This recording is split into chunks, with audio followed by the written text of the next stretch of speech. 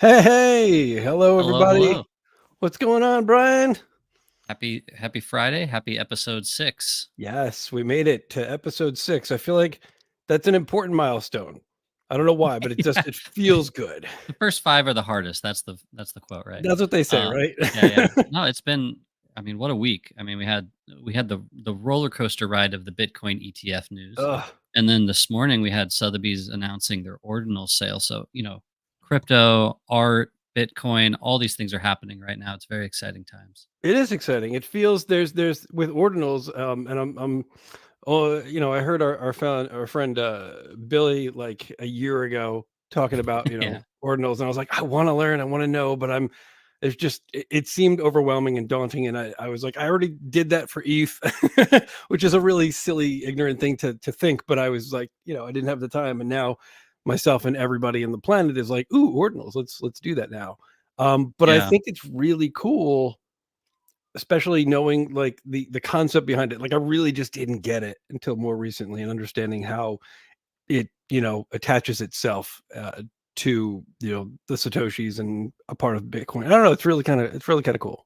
Yeah, I feel like I got it last year, but I also understood that it was so early on that it was like not safe to make collectors go deal with it quite yet. And now I feel like finally the wallets are a little Mhm. safer and they kind of look, Sparrow and all these other ones are a little too deep degen Yeah. for the mass consumption. But I feel like especially now that Magic Eden and all these wallets are kind of working with ordinals, it's really become a lot more acceptable and safer for Yeah. people to jump in. Yeah, definitely. And yeah, I just recently got my first ordinal, or at least I purchased it, and it was not hard. And I was appreciative that there was, wallets and tools and places that I could go that made sense to me. But it still took about an hour and a half to do the transaction. So I was like, wow, this Yeah. is Yeah. this is a year later. We're still early. It's not a quick flip. It's No, a it's a no, it's there's a nothing wait to quick see if about it it. goes through flip. Right. There's a lot of prayer involved. Yeah. But But but yeah, back to the art. That's back the to the exciting art. part though, is that it's brought art to the Bitcoin chain, and I'm excited to see how this Oh yeah. next couple months artists use it and maybe hopefully push it in new directions and do some cool stuff with the technology. I think we're going to see a lot of really cool things, especially with like recursive and uh, just the way things are attaching to other, pointing to other ordinals, and I don't know. There's a lot to be explored there. So I'm excited to jump in. I'm also excited about today's show. Me too. Um, yeah. So today we are really lucky to have with us an incredible illustrator. Her name is Jisu, and we are going to bring her to the stage. Welcome, Jisu. Hi, Hey, welcome. Hi, hey. everybody. Thank you so much for coming. Yeah, of course. I'm such a huge fan of Brian and Adam. I got to see a lot of the work that you do as well. And I'm just such a big fan of the energy, good vibes all around. Just Thank happy you. here. We're big fans as well, as you We know. are. I feel like, I first came across your work back in 2021. And that was, thinking back on it, I collected one of your foundation one of ones early on, and I thought your style was super unique and interesting, and kind of dove in. It was like illustrative glitch art almost. Um, and then, following along your journey, I collected your super rare one of one. I've seen you drop on Nifty Gateway. I've seen you kind of push into all these different directions, doing cool collaborations with Dead Fellas and everything and anything. So it's been really awesome to see your journey so far and see how you've both, continued your style but evolved it and continued to kind of build on it.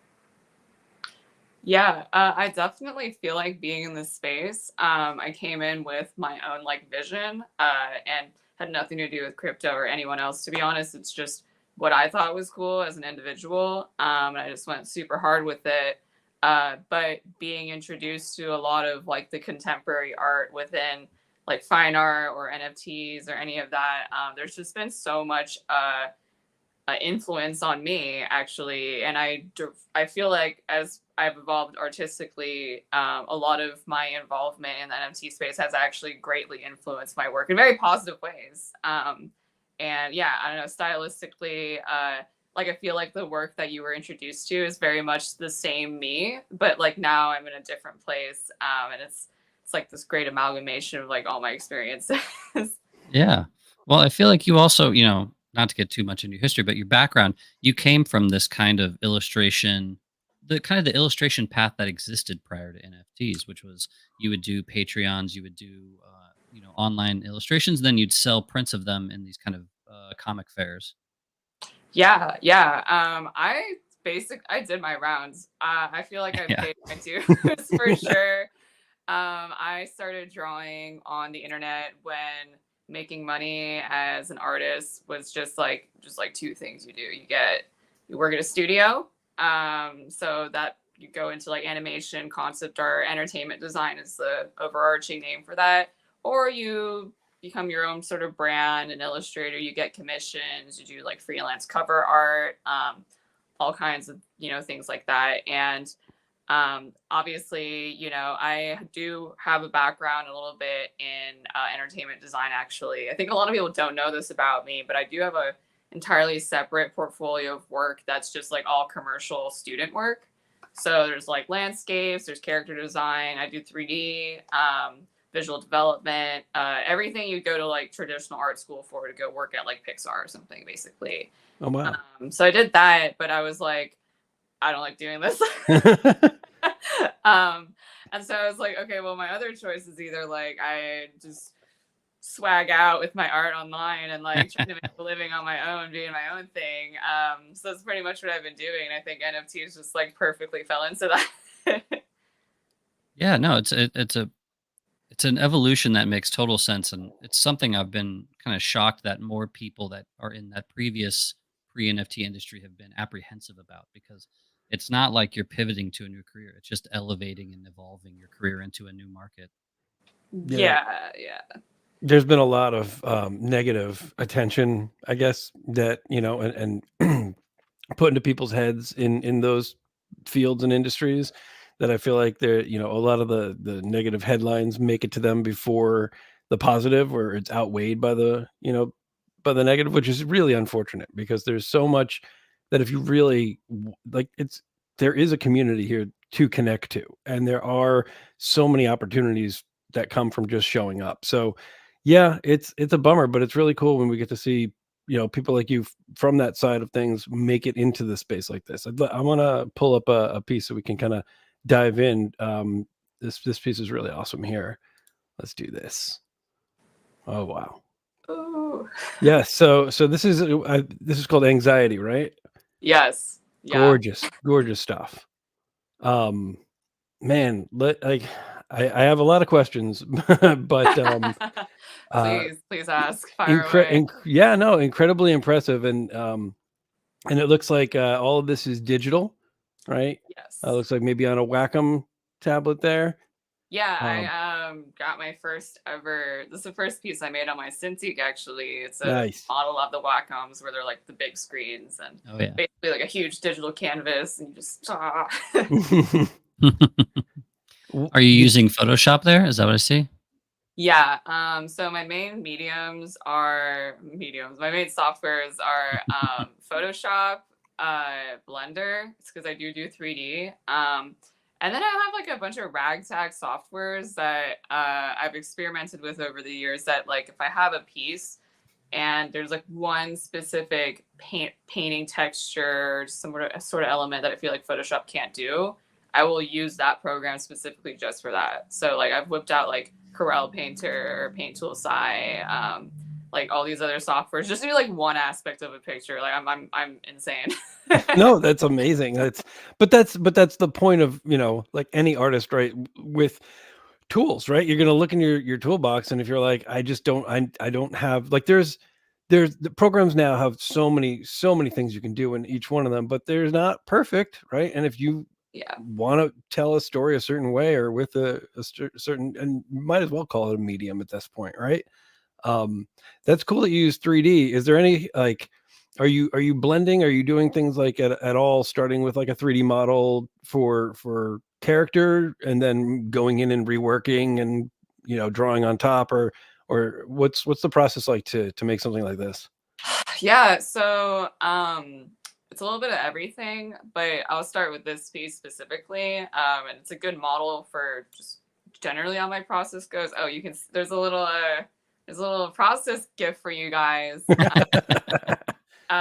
Yeah, so honestly, having the background that I have with like painting, started out doing mostly 2D. And when you do 2D, they teach you like master studies or how classical paintings are made. So, um, on the last page we were on at the very bottom, that like preliminary sketch I had, yeah, that one right there, that's what you would call a painting study. And you draw this actually before you construct your final piece, so that in this stage you actually figure out all the colors, the composition, like textures, and that way when you like go to your final, you're not figuring all those like details out as you go. You already have most of like the information right here. So you can take this idea and then basically just paint and refine it and make it look really good, without having to do the guesswork of like, where's the lighting? Like, what color do I calculate here? Like, that's what this stage is. Yeah, and almost always I will do this for all my pieces. So once Yeah. oh, sorry. What were No, you go ahead. Oh yeah, I mean, like, so once you get the like main idea down though, kind of depends on the piece, but I will sometimes, like, if the lighting is tricky, I will mock it up in 3D. So this one, I did actually take a model, like a very, very rudimentary model. Like literally, I don't even think they had a face, but I set it up, the lighting in like 3D program, and was like, I want this to look like a Terry Richardson or like fashion editorial shoot. Yeah. And like that's a very specific like sweet spot you got to hit. So I just want to get that right, simulating it in the software first. So I did that, and that made it really easy for me to approach my painting and be like, okay, this is how it should be lighted. This is like the values, like these blacks and whites. That's how it should be arranged. So then once I got that though, you basically have all like the starting pieces you need to like construct your final picture. And then from there, I just go and I like refine, I do my line art, I clean it up, add in my colors, do the shading. I'll add like, use a little speckle brush, like in this detail shot here. I don't know if you can see, there's like really tiny like noise all along her face. I tried zooming in and it went the opposite way. So that's fine. I can't, but I can see the little speckles like right in here in the.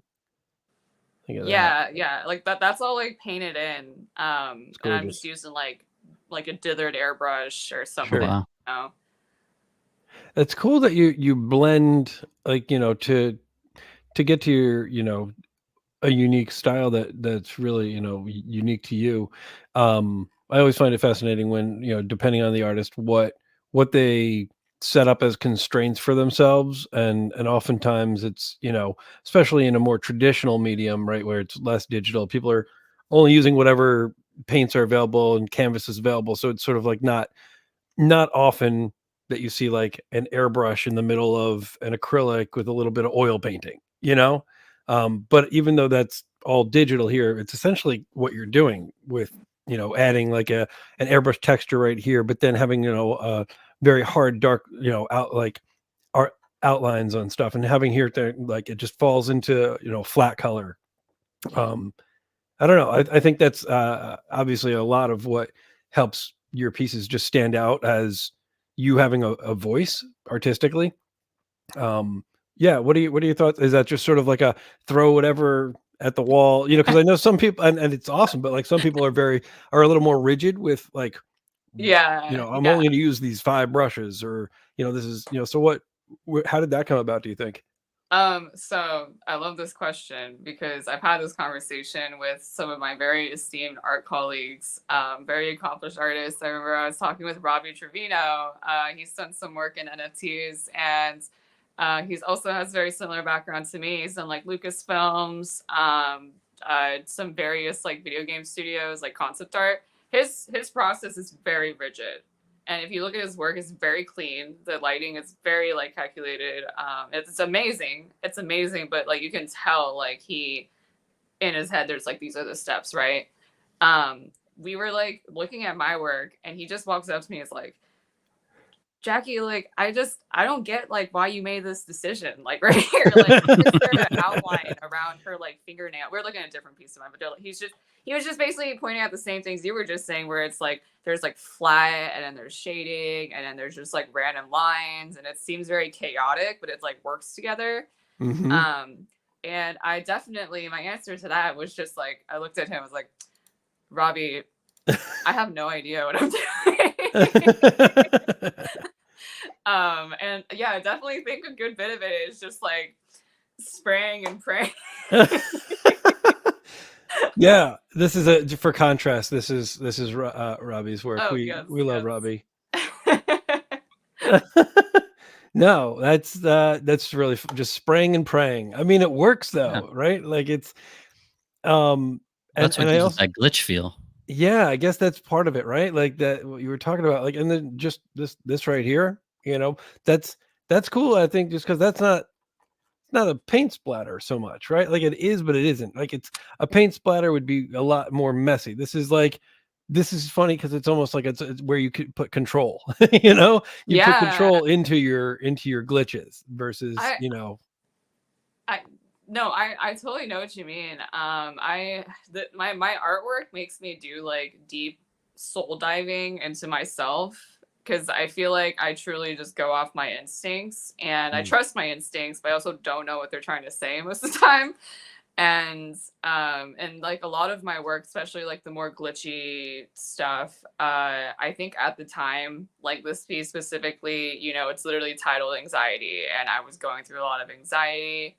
And I think a pattern in my life, not just as an artist, but as an individual, is that I've very much been through the motions of like, this is what you do in society. This is how you make your artwork. These are steps 1, 2, and 3. These are the boundaries you're in, and you got to stick to it. And I am very disciplined. I have very hardworking immigrant parents, and they instilled in me the fear of God of like, yeah, you must do the thing. So like, Yeah. sure. yeah, I got really good at like doing the thing, like doing the 1, 2, 3 processes for just digital art. But there was some part of me inside of me that was like, I don't know, like just spazzing out all the time, and it didn't feel right. And I think this is where I identify a little bit more with contemporary art or fine artists, even where I feel like I have my own voice, and I need to color outside the line, so to speak.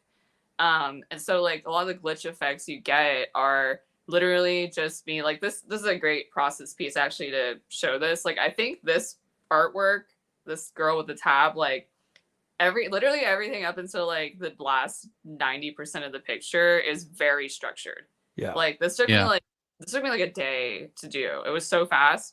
And then once I got to the part where I was like, okay, how do I make this like trippy? How do I make it cool? That's when I just like throwing paint at the wall, and I would like go on Pinterest and I would take from like contemporary artists or sculpture or even fine art, like modern art, anything that's not just like what do people think of when they think of digital work. And I think that's kind of where a lot of my influences come from, my pieces that make it stand out, because I've had people come up to me and be like, this feels like this, I know this is anime, but this also feels very contemporary, and it's like a design almost. It's like design oriented work. It's like, yes, because I'm pulling from everything. Right. Allowing yourself to be influenced. Like, I mean, it's so funny because when you get to right about that, nope, I went too far. Like halfway through this process, there's a version of this that's done and exists in the world that isn't like Jisu, right? Like, Yeah. it's very nice. It's very well done, but it's like, I can totally see what you're saying, going that extra mile and saying like, well, how do you, add your voice to it, going through those motions and then saying, you know what, but I the need to break out and have your own voice come through. I think that's really cool. That's awesome that you go through all those different influences to get to a piece like this like sculptural element happening here. It almost looks like neon sculpture. Oh, very cool. I like that. That's what I'm getting from that. I know it's not like glowing, but it's like it's like a blown glass kind of. Look at that. Oh, that's cool. I'll take that. I mean, it was just me being in Photoshop. You're like, hard round brush. Yeah, but it's also more than that too, right? Like, because like I said, there's a lot of people who would stop like right there, and be like, "This is a cool piece," but that's what's separating you. Yeah. It's that overworking. Yeah, that's Yeah. especially when you zoom in on the works, you can really see how like the Hmm. eyes especially, you put a lot of extra layers into the eyes that really give them a I depth. I think that love was a that. good call. The And eyes are overworking. what, what makes everything feel special and real. Yeah. And I think the process you use starting out in Blender, it's talking about what artists used to use. They used to have these little wooden mannequins on their desk that they would pose and use that as the reference. And you're kind of taking that into the new 3D That's what realm. it felt like, right? You're so right. Yeah, yeah. Actually, old Renaissance painters, they would literally like have, what was that guy that did the like lenticular like reflecting back, and nobody knew what his process was, but he basically was just like setting up his own lighting and painting over it. It's like this has been done for so long. Like Yeah. Hmm. that now we're just doing it digitally. It's funny. This is a shout out to my house. This is one of your pieces that we have framed. Unfortunately, it's not showing nearly enough detail in this photo because the lighting is casting away from it. But this one, going back to classic painters, this piece was influenced by Klimt, right? Yeah, yeah. I wish, is there a tab with it with the details and I'm stuff? gonna try to find. That's what I was going If you to. go to Jisu's Super Rare, That's where I was headed right now. I was gonna take the Oh shortcut. yes, I have the link in my bio. I try to make sure I'm like on top of that shit. Anybody who's watching right now, artists, please take note. It is the most obnoxious thing to not be able to find your work when we are not just like us here now in a show, but anyone out there wants to say, "Oh, look at your work." Find a way to put your bio, put the link in your bio. People, look at this gorgeous work. Why does Plus make it go bye bye? Okay, look at that. Look at that looks that. good. There you go. Wow. What? So this is just to the same point as before in terms of like working within your style, but within the anything goes kind of nature, where this feels like you, but it's also not the more anime character start, right? Like there's a difference here. What was sort of the thought process behind a piece like this versus say the piece like that we just saw a moment ago? Yeah, so I think it's very much based on where I was in my life. But this piece specifically was for a 420 drop. Mm. Going to be on Super Rare, and my friend Blake Catherine, a great artist. She does like 3D and stuff, but she kind of put this whole drop together and asked if I wanted to be one of the artists on it. Of course, me being degenerate, I was like 420, like sure, I want this to Of be my course. Genesis. Yeah, so I was like, Duh. I was so stoked. But like for me as a person, when I have these like little like I already had my like little Jisu shtick going on, like my own just original pieces, but I had an opportunity to do this really cool drop, and it was alongside all of like my friends, and it was just gonna be like kind of its own moment. And I think when things are its own moment like that, like it's a special collection or collaboration, I like to take the opportunity to do something different, do something that's not expected, I love that. just to make the collection special. And also, it's an opportunity for me to show different sides of my work. So very much like once this was prompted to me, I took like a couple days to just stew on what exactly I wanted to do.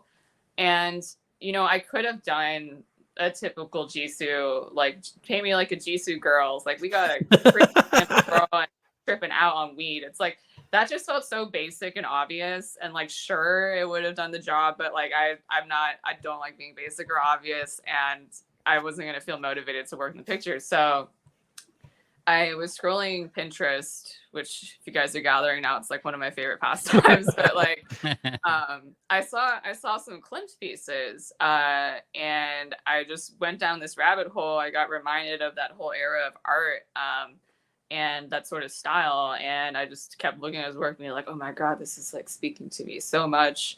And I was just like sitting down, and it just like hit me. I was like, I want to do a riff, like a modernized riff on that sort of work.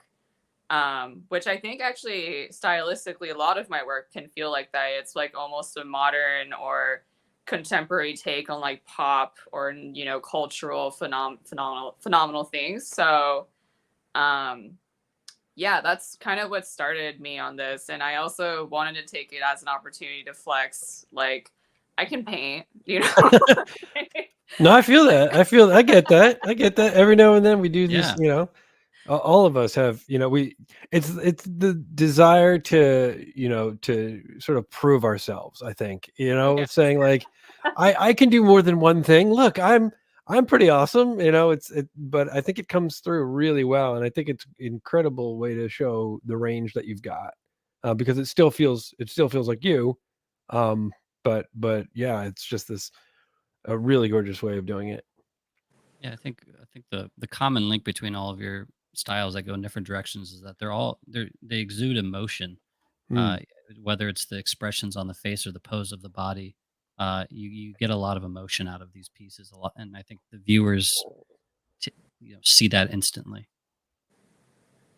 Yeah. And I'm a very This is emotional girl. I'm emotional. this is a great one. yeah, look at that. And lots of ornamentation as well. Mhm. Some pieces are a little more simplified, like breathe. I think is one of your more like simplistic ones, but even that one has a lot of emotion going on. What's the thought be, or if you want to share it behind, like Brian said, the ornamentation, putting stickers all over, and I imagine there's a lot of influence there. We don't have to go deep on the therapy side, but I just find it interesting that, it is very much a signature of your work. Yeah. So to get deep on the therapy side, that was my first instinctive answer, was getting deep into there, because I've also done You deep can if dive. you want. I just don't want to put you on the spot where, Oh, no, we no. at the Like end of this, we have to charge you for the session. stickers are serious business. Yeah. I just wrapped up this gig actually. It's NEA. I can't get too into it, but I'm working with this big company, and we're gonna like launch this cool thing on social media. And they specifically reached out to me because of my stickers. Dope. And they're like, "You're the sticker girl. Like, you know what you're doing. Tell us what the fuck to do." Like, okay, sticker girl. But I think the stickers, again, like, I always make instinctual decisions, and there was never a point where I like made my first artwork with stickers and I was like, I'm the sticker girl. Like, Right. That's not what was going through my That's head. not usually how things like that work out. Yeah.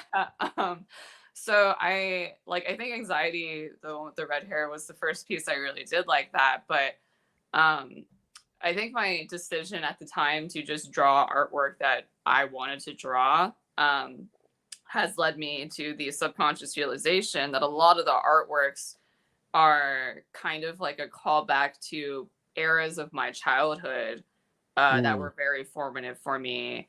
And I think you see this in a lot of artists' work, actually, or just adults in general. Like, once they have the means to really explore themselves and like a foundation, they will try to, like, I guess, kind of heal their inner child. And I think a lot of the stickers, they represent a time where growing up, I was very much into stickers and decorations. And like, I was like a spazzy kid. I probably annoyed my parents a lot because like I would decorate the fuck out of like my sketchbooks, my binders, had stickers on them everywhere. Like Lisa Frank. I love Lisa Frank, just shiny stuff. Mm-hmm. Yeah.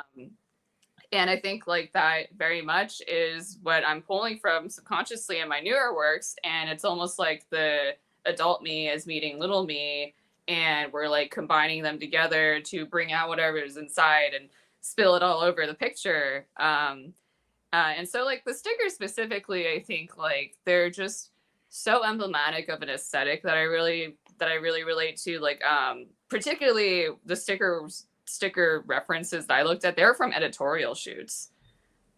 So like punk, fine art, like high fashion, just like kind of getting to rocker territory photography. I was in New York actually, and I was exhibiting at a show there, selling my art. And I had this makeup artist come to me, and he was super like prolific. Like he's worked with Kate Moss. His best friend was like, the first photographer that shot her actually. and he showed me all these like old photo shoots that he did with like Vogue and all this, and like one of them or a bunch of them, I could tell he's very punk artsy. A lot of them had the same sort of like just punk contrasty in your face sticker like lighting, and he's just like, yeah, like your work reminds me of this and it's so sick. He did buy my work, by the way, just letting you Yep. know. That's awesome. Very, very cool. Coming up to support. But yeah, I think that's kind of where it all starts from, and that's where a lot of the ornamentation comes from. It's like that high fashion niche, like eccentric, artsy, spazzy kid world. I love that. Like I can that's really cool. I was big into stickers as a kid as well. That's good. And it was, you know, I don't know, at the time there weren't as many boys my age into stickers, but I was just fascinated by them. I had so many albums. So seeing this kind of stuff really hits with the nostalgia. Are you looking at old stickers or new stickers? Are you finding stickers? Are you just making some of them up, or is it a mix of all the stuff? Or you, I imagine you're on Pinterest. Oh yes. Oh my god, Pinterest. But like, yeah, because I look at them and they're not, you know, they're detailed, right? Like each sticker is very intentional, and each sticker itself is, even if it didn't take as long as the whole piece, like each sticker looks like a finished real sticker, right? Like, so Yeah. yeah. So it's definitely a mix of all three things you just said. Sometimes I will just pull from like straight up sticker sheets and be like, that sticker's already perfect. Or a lot of times, like I'll find something and I'll be like, this just needs like slight editing, and so I'll paint, draw over it. And I will like make my own stickers too. But I think like the general like way I accomplish just finding them and choosing like how to incorporate them into the piece is like I actually have my own personal collection of what was the name? There's a specific company that came out with all these retro stickers back in the 80s and 90s, and it's Sandy Lion stickers. Oh my god, there we go. Okay, All right. so I don't know if you guys know what Sandy Lion stickers look like. Okay, well, I mean, maybe if I saw it, I would. I don't know. I promise if you look it up, I'm you afraid will know to. exactly I'll what I'm Google it on the side in case anything wacky comes up. yeah. Oh my god. But yeah, I like we'll take from that era mostly, and it's like the you keep saying nostalgia. It's like, yes, I think I'm pulling to or calling back to a lot of nostalgia for, I don't know if it was objectively a better time, but I was younger. So I'm like calling back to that period of time in my life. Yeah. We got some Sandy Lion stickers up. There we go. Okay, yes. Yeah. Yeah. Yep. Yeah. Yep. I remember getting these if I did like my chores. Right. Right. These were definitely sort of the dime a dozen kind of reward stickers. So, well, that's interesting you say that though, Brian, because I looked at some of Jisu's work and I noticed there's a lot of stars, and traditionally as a kid we get stars when we do good things, right? You get the gold star. So I would imagine there's some element of that going on in there too. Yeah, we probably need like a licensed therapist to be like sitting here. Yeah, you didn't feel good enough, so that's why You're put just stars. giving yourself a million stars. Look, I'm good. Look at me. Look at me. But it works. It works. Before we move on, I guess the natural next question for me in my head is, have you ever made stickers as like either merch or to give out at shows, or at, you know, have you made your own stickers? So Minus this thing that you can't talk about. well, no. I mean, I'm here to talk about it. Whoever is watching, here's some alpha. I have been thinking about making stickers, obviously. Yeah. I feel like it is very much a obvious natural step in my progression. That being said, though, I'm very much a perfectionist, and stickers aren't the only thing amongst everything that I am kind of working on behind the scenes. I am working on a lot of physical merch. A couple like just teasers, you know, stickers being one of them. And I can go a little bit more into that as I want specifically. I don't want to release like, oh, you know, you can just buy this off like Amazon or some random website sort of stickers. It's like I want to make a set that's very much like this is a Jisu sticker set, and I almost want to spin it like be a Jisu girl and here's all your own stickers. And I want to like encourage people to do their own photo shoots. Like I've already had a couple. That's awesome.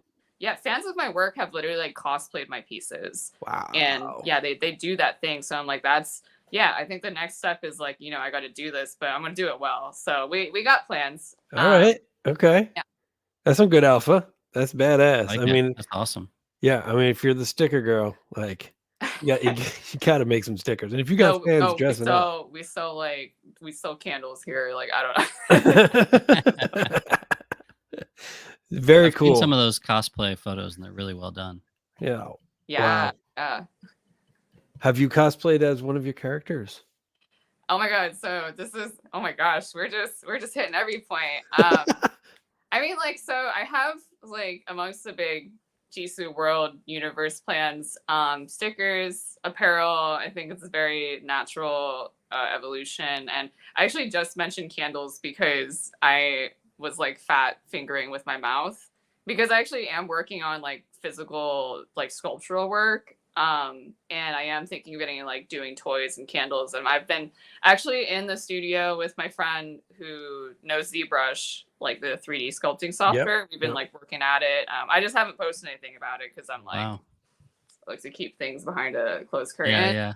But yeah, we've been all working on that, and like I've been thinking about like how do I package this and launch it and market it, and like it's beyond just like a NFT crypto artist moment. Like it's very much just like on, you know, the bigger scheme of like the Jisu journey, like how do I present myself and my work to the world again. And I actually did buy a shit ton of Sandy Lion stickers marked right up. on. Apparently they're a vintage rarity now. Oh man, so, like, I was like, God fucking damn it. But a bunch of stickers. I bought really cool like Japanese import like hair extensions. I'm not gonna show anything. I don't want to spill the secret sauce, but you know, I've been talking to a lot of folks and like getting a photo shoot together to do some like wild shit. And I think the natural progression is we're all kind of just like making everyone or every guy or whoever, you know, a sort of Jisu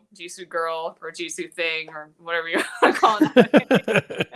I love that. That's gonna be great. It's gonna be. It sounds like you got a lot coming up this year. It's gonna be the year of Jisu. Yes, stickers. Everyone gets a star. You get a star. You get a star. That sounds like it's some good stuff. Good stuff. Oh yeah, we need some air horn. You know what? Everybody keeps asking for air horn effects now. We do. It's the one thing.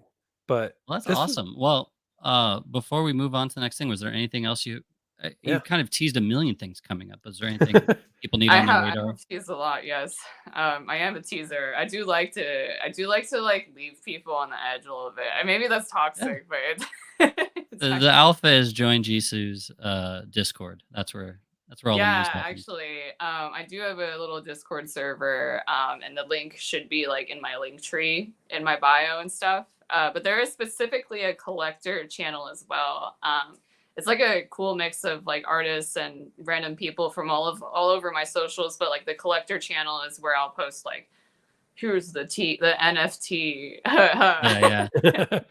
Nice. Very cool. All right, guys. Do you think we should move on? I think it's as good a time as any to do a little show and tell. Let's do it. All right, there we go. Some show and tell.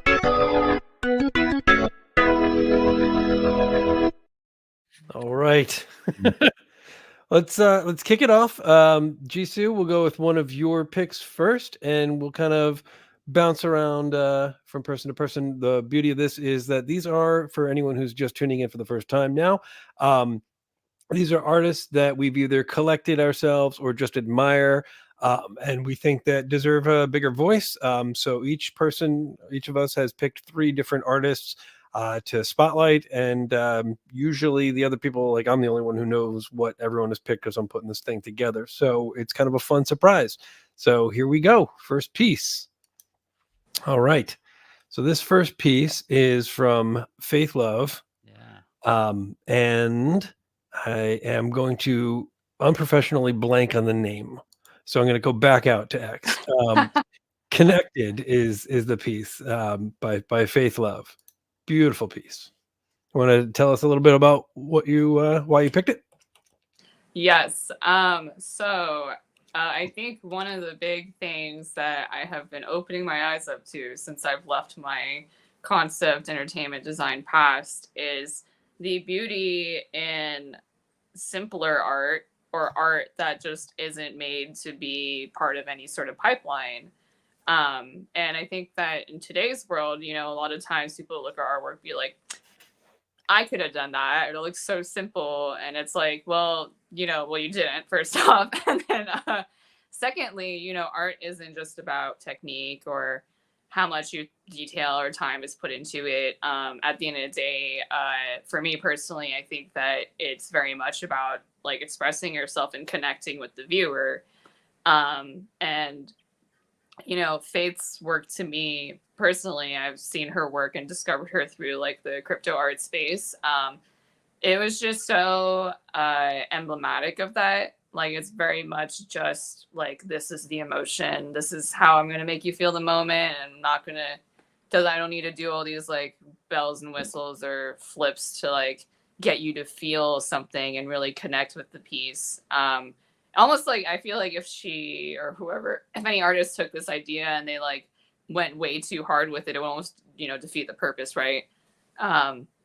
So I just really wanted to highlight that because I know a lot of my work specifically too, it's very ornamental and detailed, but I've been on my own journey of actually trying to like learn how to scale back or like really focus and simplify on like the purest elements of what I'm trying to say. That's awesome. Yeah. It's a really, really fun piece. Like I like how just the entanglement of the characters, and I think like so this just really finds its footing in fine art, right? Where the message is not um just spelled out directly for you. It's really pretty in its line work. It's really nicely just laid out, put together. I'm kind of losing my train of thought, but I really I really enjoyed the work.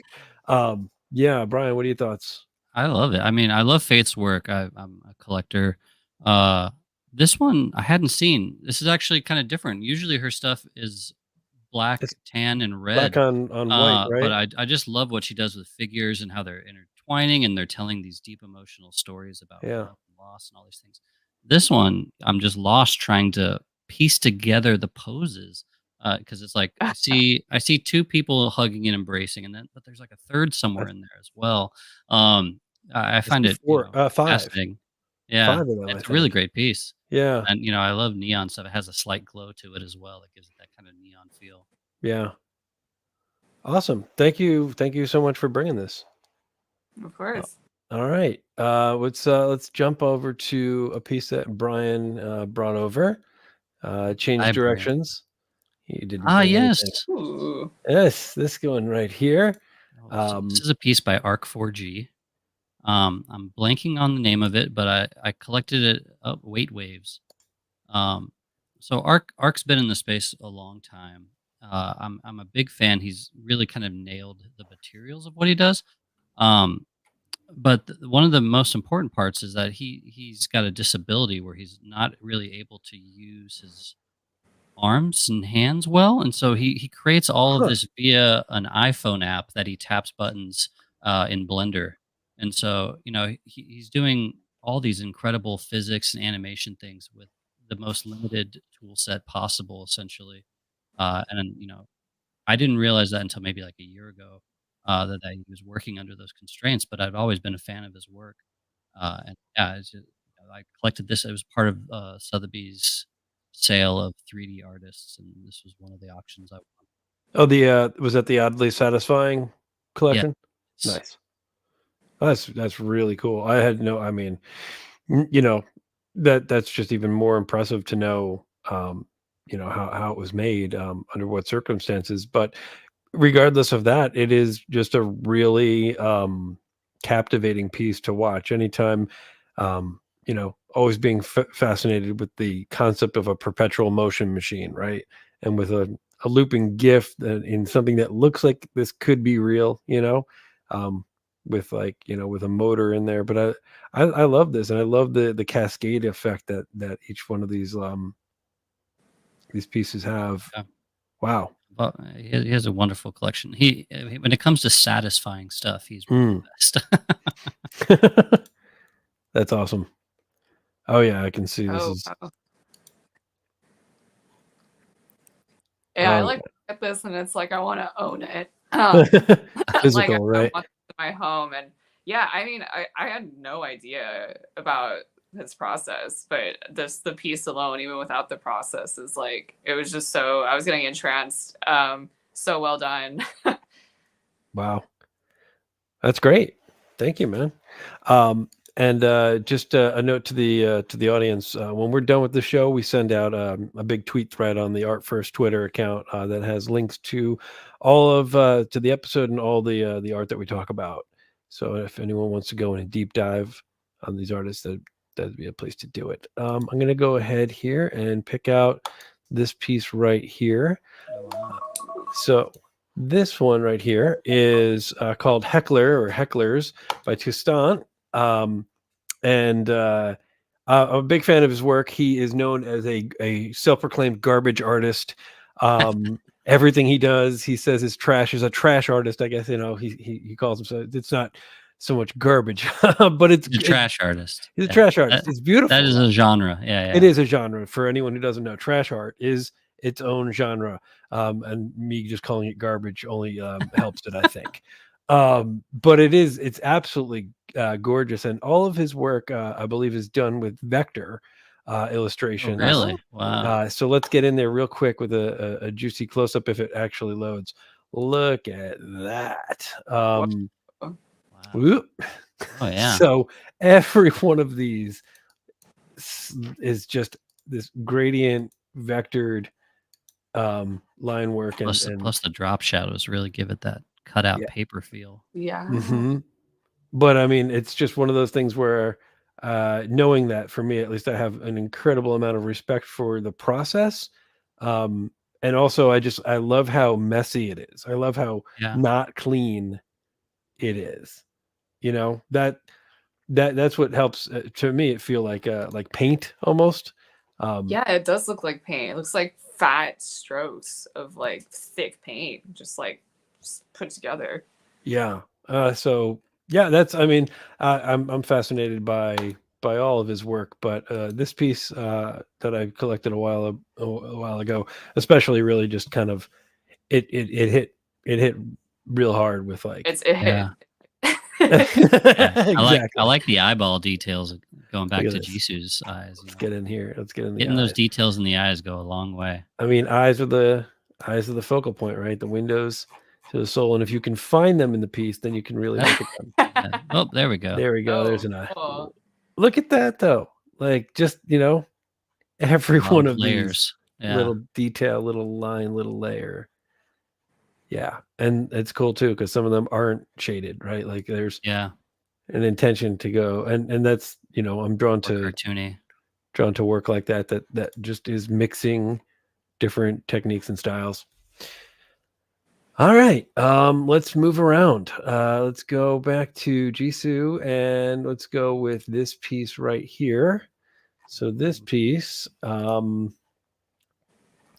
don't know if I can get. I don't know if we have this. Where's the name? Miss Choco's Paw. Yeah. Beautiful work. Soyun Lee, paintings, just absolutely gorgeous. Oh, it's a physical painting. Wow. Yeah. Yeah. This is oil and acrylic. Look at that. Just wow. How much? Oh, and a dog. So But cool. just absolutely gorgeous. And I know when you suggested her, you basically said like anything, anything in her feed. And I can see Yeah. why. Yeah. Let's go back Um, to that. yeah, I'll do a little deep dive. Yeah, please. So I actually, interestingly enough, I knew of her work before NFTs. Like, she's actually a pretty accomplished contemporary artist, just like in general. She does traditional work, so she sells in galleries and has exhibitions. But I had the opportunity to actually meet her while I was in Korea, because I was on that trip with MetaMask and Deadfellows, and we made a pit stop at one of her shows. Nice. And it was just so crazy to me because I've literally seen her work on Pinterest so many times that I've been following her forever. And I actually thought her work was digital. But then I go to her show and I was like, oh, this is all painted. Like, and it's like wild seeing like the photos don't do it justice. Like I'm sure you guys know, like when you see a traditional piece in person, you get to see like the depth, the texture, how the light Sure. interplays with like all the different cutouts, and like her work was very much leading into that. And I also wanted to highlight her because we really connected when we met, because she had also known my work actually and was a fan, and we were both kind of like fangirling over each other. And it was like a really cute moment of where we got to share like our artistic philosophies and kind of connect on that we were like are coming from different places but aiming for like the same thing. So her work, it kind of does call back to like anime or cartoon, or a little bit less I guess maybe like I want to say like highbrow mature themes. Mm-hmm. But she takes that and then she makes these really awesome like abstract contemporary pieces and has really made a name for herself with that. And I think a lot of my journey, I feel like I've intentionally or unintentionally been doing the same thing, where I'm kind of taking these like things I grew up with, which is like anime, cartoons, not the like stuff you see in museums per se, and elevating it to a higher level.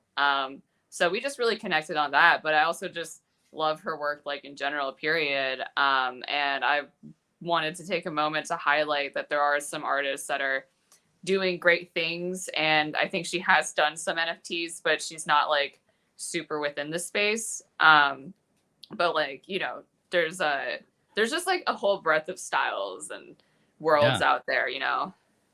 That's awesome. It's so like the coloring is so soft. It's like everything is within that like top like 20% of white. Yeah. But then like Mm-hmm. the yellows and oranges pop so much because they're so saturated compared. It's really cool. Yeah, I can definitely see why you were drawn to her work. You've got stickers, she's got all these little elements. Like there's there's definitely a parallel in a good way.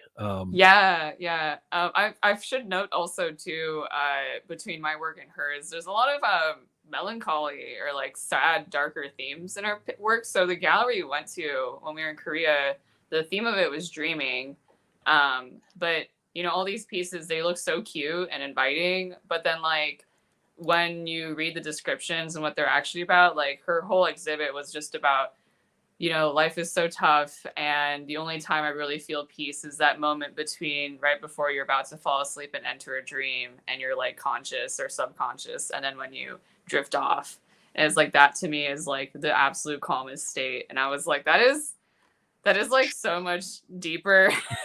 Yeah, that's great though. Like that's Yeah. I mean, nobody it's so much more interesting to, when an artist like reveals more about themselves in moments like that versus it looked cool.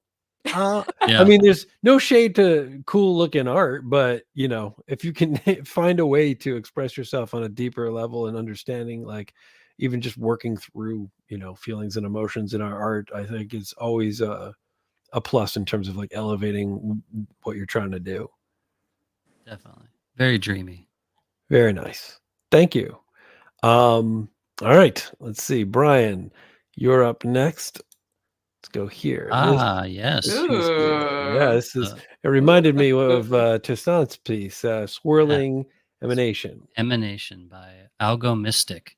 I think you could probably zoom in on it I'm if gonna you do the pop out. Hold up. Let's see. pop out. I do the pop out. We learned oops, I just totally clicked a thing on the other me see. Let me pop out 5432. If you're on OpenSea, pro tip, and you want to see the original artwork, go to this little tabby here, click it, and then you can really get in the juicy details. And so looking at this piece, I mean, you can see it's a mix of stuff. It's got, these brush strokes are, added with that kind of AI, I believe.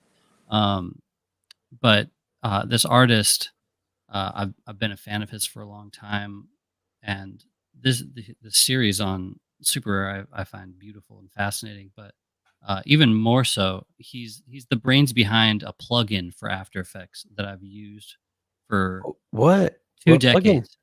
He created trap code. Stop it. And so particular and all these things. He's kind of Incredible. the brains behind it. And so I'm assuming this is made with some fancy plugin magic of his own. It's probably not done in 3D. It's probably done in trap code form mixed with some other stuff, maybe. Wow. And so it's just filled with crazy details on the walls and everything. But I'm also just, a huge shout out to him. A lot of the work you see that I create uses the technology that he coded and built in terms of particle systems and stuff. Yeah. So I'm just, I think he's both a brilliant artist and a brilliant developer. I had no idea. That's even more amazing and special that he's an artist and that you've, you actually like his work, which I can see why, but it's one of those things where, especially to be so well known for something completely different, right? But related. Yeah. He's like a celebrity within the small world of motion graphics. Right. Like you can say like 3 names. You can say, like Andrew Kramer and, Yeah. a lot of nerds all go, woo. Yeah. I'm one of Grayscale them. Gorilla, another one. Yeah. Uh-huh. Yep. Exactly. So yeah, I mean, we're always learning from these other people. And I think Beeple is up there as well. He was giving away Yeah. his Cinema 4D files and stuff like that Absolutely. and teaching people. So, we always DK, another person that built plugins that people use all the time with his Yep. walking rigs and stuff. There's a lot of people that people see the art but don't understand how much they've also contributed to the ecosystem. That's really cool. Very cool, man. Thank you for sharing that. All right. So I'm gonna go here, and I'm gonna listen first. Aha! I have a cheat sheet. Okay, so I'll explain. Did you hear that? I don't know if you can hear that. I heard Probably some not. clicking. Okay, you heard it clicking. Okay, well here we go. This is by an artist known as Griff. Oh yeah. I love this piece. I collected it I think 2 years ago or maybe longer. I don't know. It's been a minute. But this is Charybdis because I didn't know how to pronounce it. But so it is Good guess. yeah, well no, yeah, sure. But it's a play on Greek mythology and I don't know all about what this is, but I do know that I really enjoy it. Like, I'm not gonna lie, Yeah. I didn't like, I didn't go into the complete deep dive that I really probably should have. But it's a gorgeous piece of work that is just entrancing to me. From the color to the look, and feeling like it's from an old comic, and just the pattern. Really, it all clicked for me. Yeah. So really, I couldn't stop looking at it. It's not an easy pattern to create. No, it's certainly not.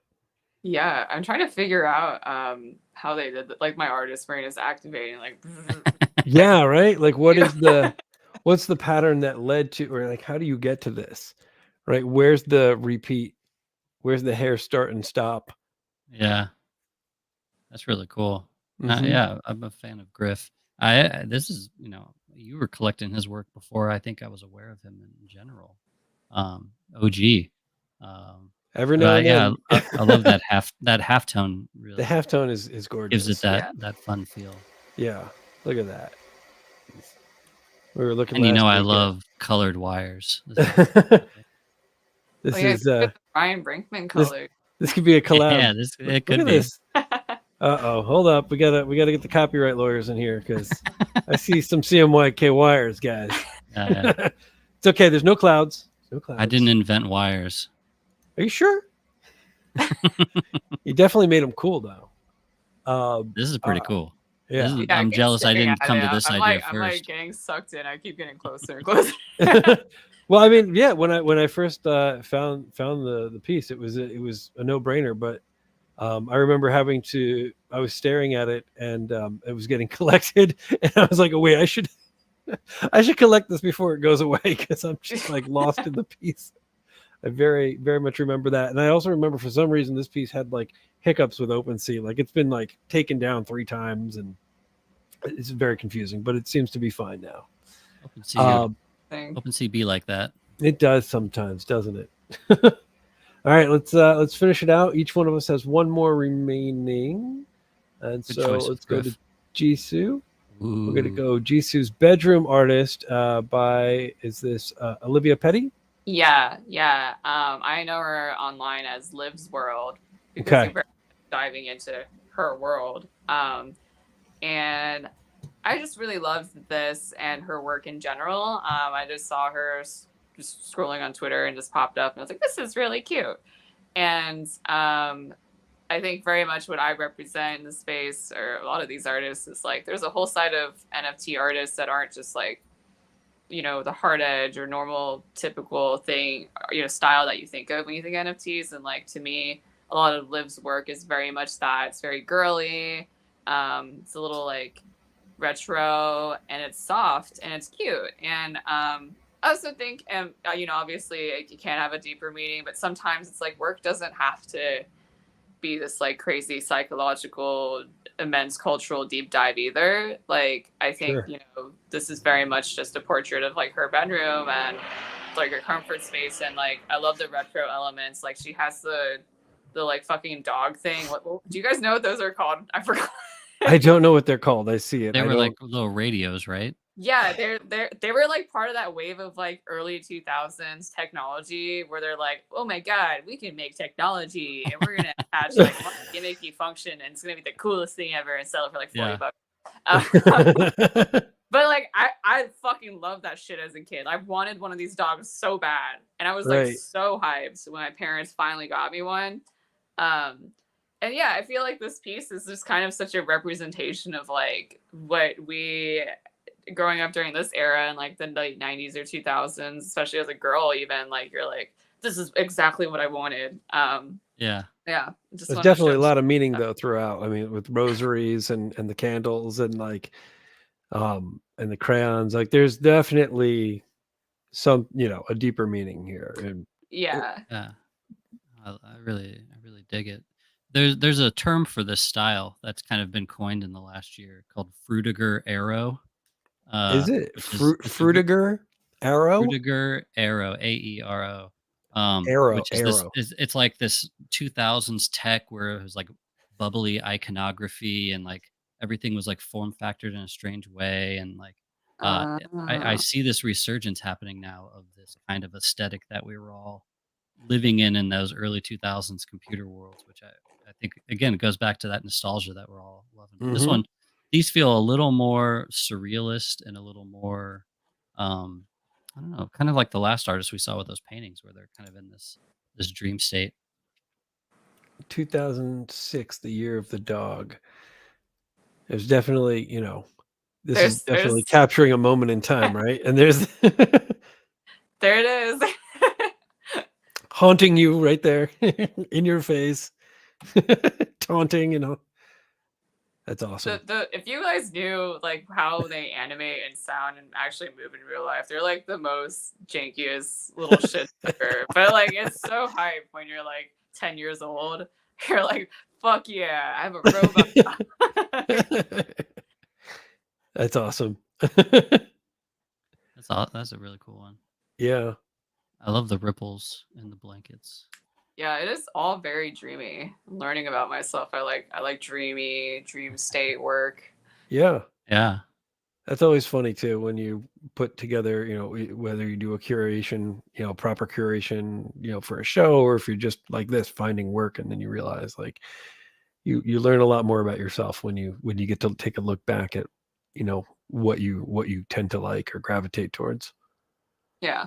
Yeah. All right, Brian, here's your last one for the day. This Oh piece yeah, right here. This is this is Tim Maxwell. this is Gutenberg and his endless marketing campaign as a metaphoric PFP number 241. Yeah. So It's amazing. Tim's an amazing artist, and he's developed all of his work around this style of he draws these all with pencil or pen and ink or pencil with rulers. He does it all the hard way, Wow. and I've just he has a cohesion across all of his work that's really well put together. I don't know if you can find in his Twitter quickly or something and show some more examples, but Yeah, I'm a sure. lot of his work revolves around these very detailed line tunnels. And I think when it comes to artists that you immediately recognize, he's got a style that's uniquely his own, and he really has built it well. Yeah, no, I've got his Twitter right here. I draw lines. It says I draw lines. I mean, good. It's good to be self-aware. Yeah, Whoa. Whoa, those lines are crazy. Those Look at- wobbly lines. Oh my god. yeah, It's Look blowing my mind. This is traditional.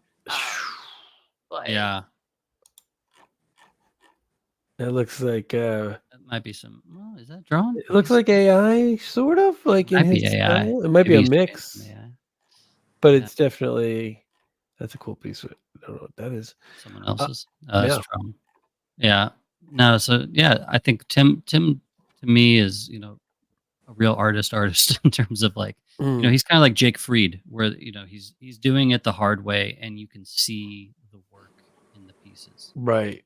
Putting in the work is definitely more of a draftsman, or a draft Mhm. dress Yeah. artist. Like very cool. And really just very satisfying to look at. I would Yeah. imagine, I don't know how big these pieces are in I reality. think I feel like they're maybe like poster size almost. Wow, You know, that's cool. they're pretty big. Very cool. Yeah. Yeah. You have to get into you have to get into a dream state to kind of do that kind of work, I think. I know. I'm like, bro, this is a whole session. You're like, like, all right, time to dive into line world. You just become lines. Yeah. Oh no, I love that.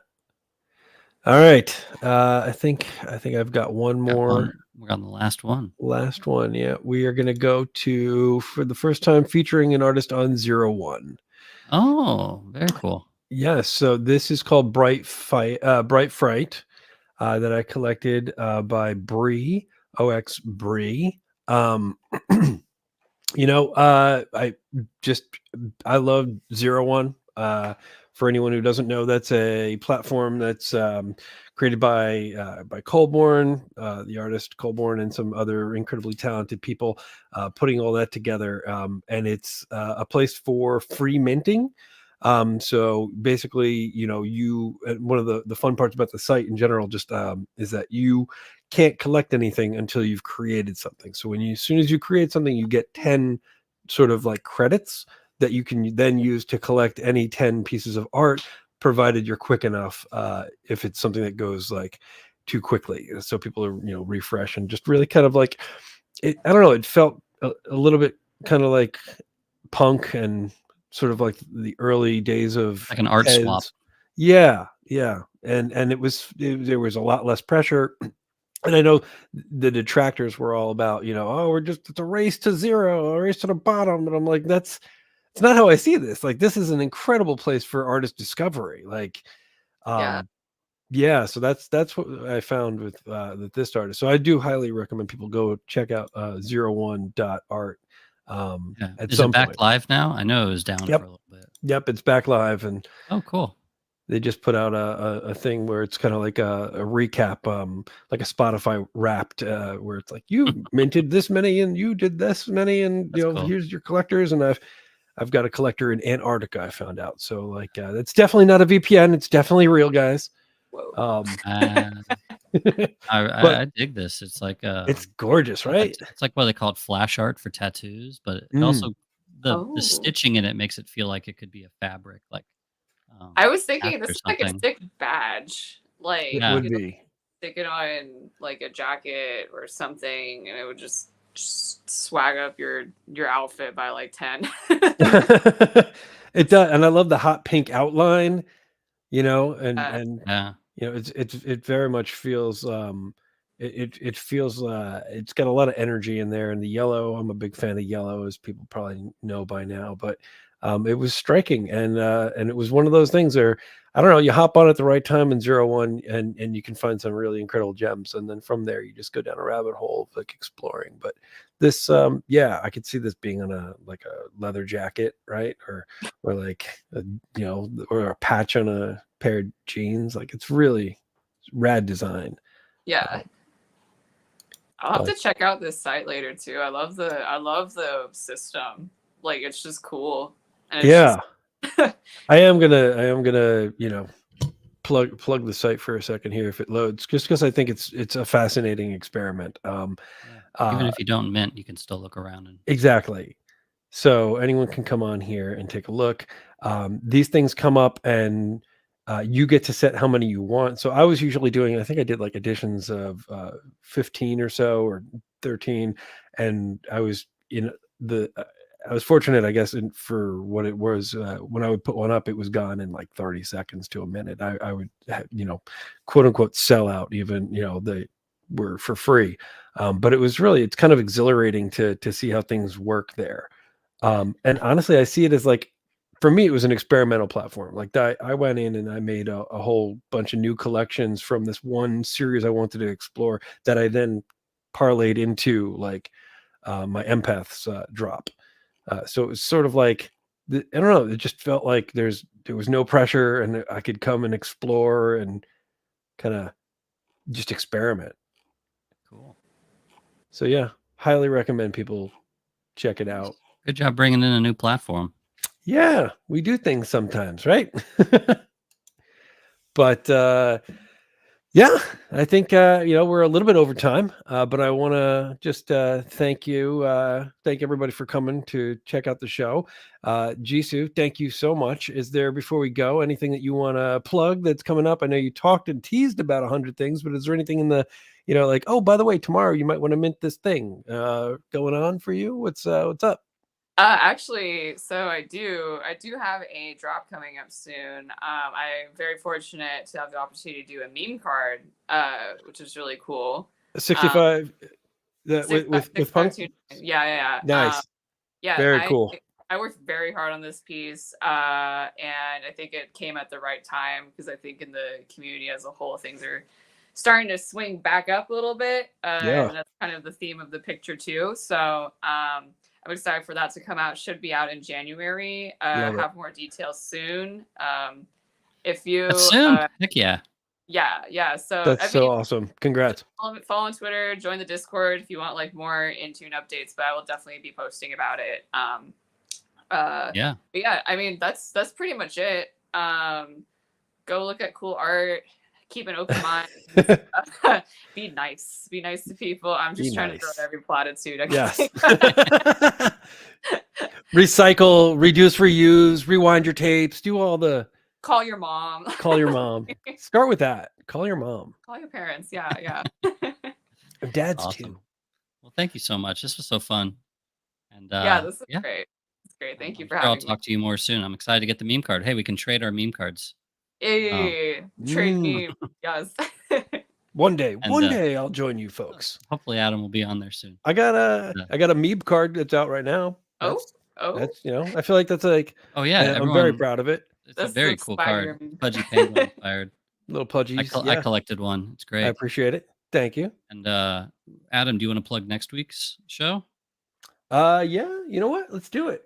So as I look back to just double check so I don't misspeak, we are back here next week on Friday at 2 p.m. And that is, what day is that? Next Friday? It's the 19th. Next Friday we have a special guest, Alamo. Artist Alamo is coming on. Big fan. He's got some awesome stuff coming up on Nifty Gateway and some really cool stuff. I think he's also cool. working with Transient. Yeah. So that should be cool. People want to come check that out. But yeah, he's got a lot of process to talk about too. He does. But this was so much fun. I can't thank you enough, Jisu, for coming on. Everybody go follow Jisu if you're not already. Follow the show, help us out, give us some love. And when the tweet thread goes out, be sure to check out all the artists and give that a little retweet and follow all those artists too, because they're really awesome. All right. Yay. Thanks again, everybody. Have a good one. All right. Bye. Bye.